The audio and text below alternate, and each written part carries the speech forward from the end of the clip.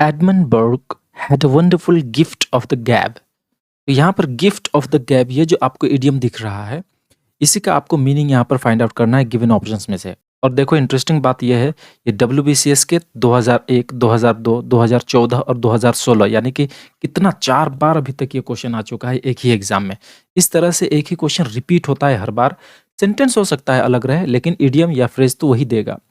तो मैं बता दूं दोस्तों, गिफ्ट ऑफ द गैप का मतलब होता है जो व्यक्ति बातचीत करने में, भाषण देने में बिल्कुल निपुण हो, एकदम बहुत ही बढ़िया सुंदर तरीके से अपने बात को बोलता है, रखता है, प्रस्तुत करता है, उसको, उस क्वालिटी को कहेंगे गिफ्ट ऑफ द गैप। ये एक टैलेंट है, यानी कि टैलेंट ऑफ स्पीकिंग भी कह सकते हैं। तो इसका करेक्ट आंसर होगा ऑप्शन सी, यानी एलोक्वेंस। एलोक्वेंस का भी वही मतलब होता है। तो hello everyone, welcome to my YouTube channel elixir guidance a journey to excellence. तो हम लोग का सीरीज चल रहा था इडियम्स और फ्रेजेस का, जो डब्ल्यूबीसीएस के एग्जाम्स में आ चुके हैं 1999 से 2021 तक, यानी कि आज तक जितना भी एग्जाम हुआ है डब्ल्यूबीसीएस के एग्जाम, वहां में जितने भी इडियम्स आए थे उन सारे क्वेश्चंस को हम लोग यहाँ पर देख रहे हैं। यह वीडियो डायरेक्टली बेनिफिट करेगा 2022 में जो डब्ल्यूबीसीएस का एग्जाम होने वाला है उसके लिए। अपार्ट फ्रॉम दैट जितने भी इंग्लिश आते हैं जो भी एग्जाम्स में, जैसे एसएससी के सीजीएल, सीएचएसएल, एमटीएस या फिर स्टेट पीएससी के अदर एग्जाम्स में, क्लर्क वगैरह में, उन सब में यह वीडियो बेनिफिट करेगा। और यह वीडियो होने वाला है part 4। It means we have already uploaded 3 videos related to the same topic, that is idiom. चलो फिर आज का क्लास को शुरू करते हैं। Let's get started.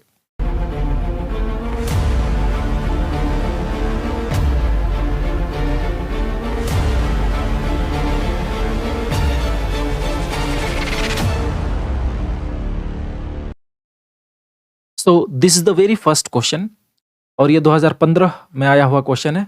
2014 तक ऑलरेडी पार्ट 3 में मैंने कवर कर दिया है।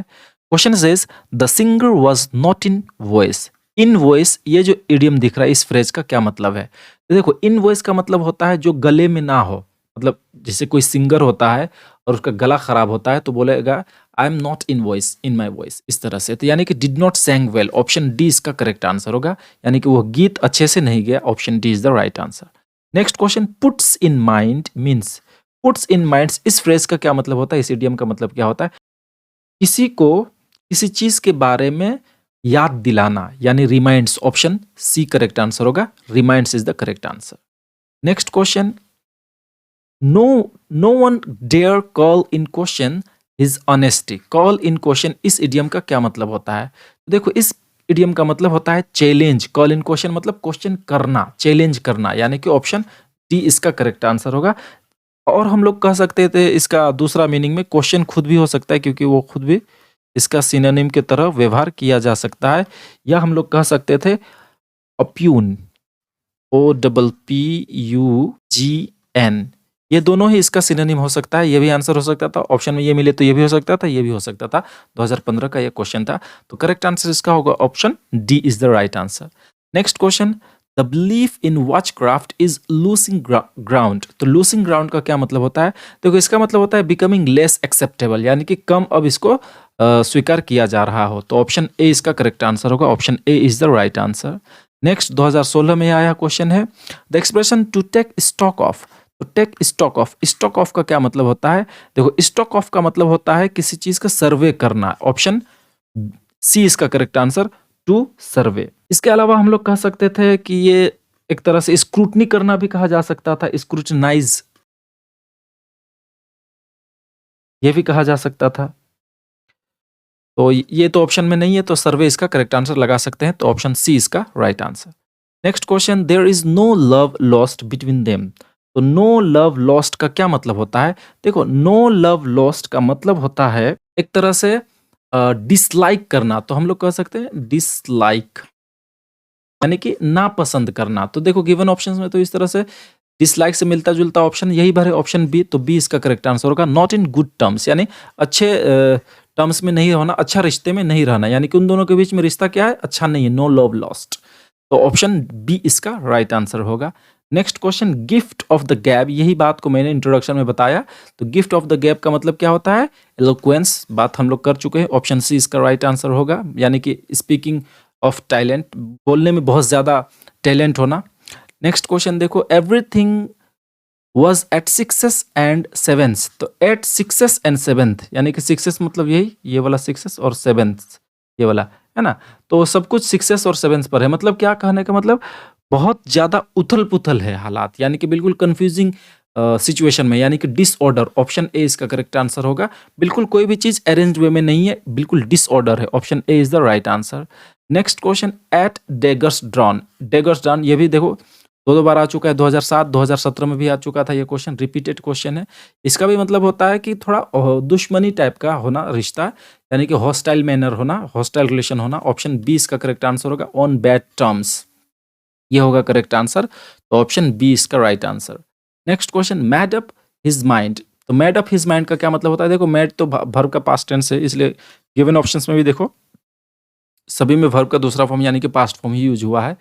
मेड अप हिज माइंड का मतलब एक्चुअली में होता है, जैसे हम लोग हिंदी में बोलते हैं मन बना लेना। तो हम लोग मन बना लेना कब? मैं वहां अंत में मैं वहां जाने का मन बना लिया, यानी कि अंत में मैं वहां जाने के लिए डिसाइड कर लिया, डिसीजन ले लिया। तो डिसाइड और करेक्ट आंसर होगा, लेकिन ऑप्शन में देखो डिसाइड नहीं, रिजॉल्व है। तो रिजॉल्व करेक्ट आंसर होगा।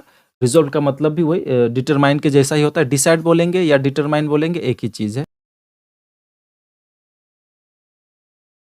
ये सभी ऑप्शन में रहने से वो भी आंसर हो सकता है, लेकिन रिजॉल्व है उसका नियरेस्ट मीनिंग में करेक्ट है। नेक्स्ट क्वेश्चन, तो इसका बी होगा, 10 का बी। नेक्स्ट क्वेश्चन देखो 2017 का ये क्वेश्चन है। He is a dark horse. ये तो हम लोग बोलचाल भाषा में यूज भी करते हैं। वह एक काला घोड़ा है। तो काला घोड़ा नहीं बोलते हैं, छुपा रुस्तम बोलते हैं ना, वह एक छुपा रुस्तम है। तो छुपा रुस्तम यानी कि डार्क हॉर्स, हिंदी में छुपा रुस्तम बोलते हैं। तो ये डार्क हॉर्स या छुपा रुस्तम कब व्यवहार करते हैं? जब किसी का कोई क्वालिटी बिल्कुल सीक्रेट हो, छिपा हुआ हो, जिसको लोग नहीं जानते हैं कि इसके पास ये भी क्वालिटी हो, तो उसको हम लोग कहेंगे डार्क हॉर्स। तो जो ऑप्शन डी में साफ साफ दिख रहा है, पोजेसिंग अ सीक्रेट एबिलिटी, एक सीक्रेट एबिलिटी अपने पास रखना। तो ऑप्शन डी इसका right answer. Next question, we didn't really want that particular hotel. हम लोग उस पर्टिकुलर होटल को नहीं चाहते हैं, बिल्कुल नहीं चाहे, but it was a case of option choice. लेकिन हमारे पास और कोई चारा नहीं था, ऑप्शन चॉइस था यह, यानी कि यह एक ऑप्शन चॉइस वाला हालात था, यानी कि हमें वो होटल पसंद ही नहीं था, लेकिन हमारे पास दूसरा कोई चारा नहीं था। तो ऑप्शन चॉइस का मतलब होता है कोई और चारा ना होना, यानी कि आपको सिर्फ एक ही चॉइस देना, दूसरा कोई चॉइस नहीं देना। ऑप्शन बी में देखो यही बात को कह रहा है, टेकिंग व्हाट इज अवेलेबल और नथिंग एट ऑल। मैंने बताया है कि ऑप्शन चॉइस किस कहानी से निकला है। थॉमस हॉब्सन नाम का एक व्यक्ति था लंदन में। बात ऑलरेडी मैंने कर चुका है पार्ट 1 पार्ट 2 वीडियो वगैरह में। देखो 2-2 साल ये रिपीट हुआ है, 2008 और 18 में। नेक्स्ट क्वेश्चन इसका, अ bolt from the blue. Blue World से मैंने जितना भी इडियम फ्रेजेस बनता है ना, वो सब मैंने अपलोडेड कर दिया है वीडियो में, आप लोग देख लेना। बार बार आता है इससे क्वेश्चन। देखो 2009, 13, 18 3 बार रिपीट हुआ है यही question, same question. A bolt from the blue का क्या मतलब होता है? देखो इसका मतलब होता है कोई भी अकस्मात होने वाला काम।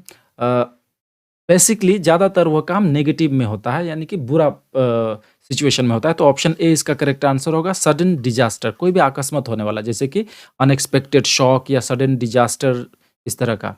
तो ऑप्शन ए इसका राइट आंसर होगा। Next question, he stood in hot water. Hot water का मतलब क्या होता है? हॉट वाटर का मतलब होता है कोई भी डिफिकल्ट सिचुएशन में होना, अपने आप को पाना। तो ऑप्शन ए इसका करेक्ट आंसर होगा, इन ट्रबल और disgrace. Option A is the right answer. Next question देखो 2019 का ये सवाल है, the idiomatic expression see eye to eye, see eye to eye, आंखों में आंखें डालकर देखना, इसका क्या मतलब होता है? इसका मतलब होता है किसी के साथ सहमत होना, राजी होना, एग्री होना। तो ऑप्शन ए इसका करेक्ट आंसर होगा, एग्री विथ समवन। तो option A is the right answer. Next question देखो, he says he has invented a time machine which is clearly a lot of cobblers. वह कहता है कि उसने एक टाइम मशीन का आविष्कार किया है जो कि एक लॉर्ड ऑफ कॉबलर मात्र है। साफ तौर पे वो एक लॉर्ड ऑफ कॉबलर है। तो लॉर्ड ऑफ कॉबलर का क्या मतलब होता है? लॉर्ड ऑफ कॉबलर का मतलब होता है नॉनसेंस। ऑप्शन सी इसका करेक्ट आंसर होगा, नॉनसेंस, यानी कि निरर्थक बात, फालतू बात। वो कोई ऐसा कोई मशीन वो बनाया नहीं, लेकिन इस तरह से कह रहा है, निरर्थक बात है वो। लॉर्ड ऑफ कॉबलर 2019 में देखो ये सवाल आया था। नेक्स्ट क्वेश्चन देखते हैं यहाँ पर, the idiomatic expression pull yourself together. Pull yourself together का क्या मतलब होता है? देखो ये 2020 का ये क्वेश्चन है। पुल योरसेल्फ टुगेदर का मतलब होता है जब आप गुस्सा हो गए थे, लेकिन जल्दी ही आप अपने आप को संभाल लिए, खुद की इमोशन पर काबू पा लिए, यानी कि खुद पर कंट्रोल कर लिए। Calm down by one self, खुद से आप काम डाउन हो गए, शांत हो गए, तो ऑप्शन डी इसका करेक्ट आंसर होगा। तब हम कहेंगे पुल योरसेल्फ टुगेदर, यानी कि आप गुस्सा हुए थे लेकिन आप खुद को संभाल लिए, तो ऑप्शन डी इसका करेक्ट आंसर होगा। Next question, the idiomatic expression make both ends meet. अब मेक बोथ एंड्स मीट का क्या मतलब होता है? इसका मतलब होता है कोई काम को आप करने में सफल हो जाते हो, या फिर आपके पास इतना धन दौलत है कि आप उसको खरीद पाओगे, पे कर पाओगे, या यूं कहेंगे किसी तरह भी आप मैनेज करके पार निकल लिए, तो यानी कि गेट बाय इसका करेक्ट आंसर होगा। हम लोग और भी कह सकते हैं, मैनेज कह सकते हैं, कॉप कह सकते हैं, या सरवाइव कह सकते हैं।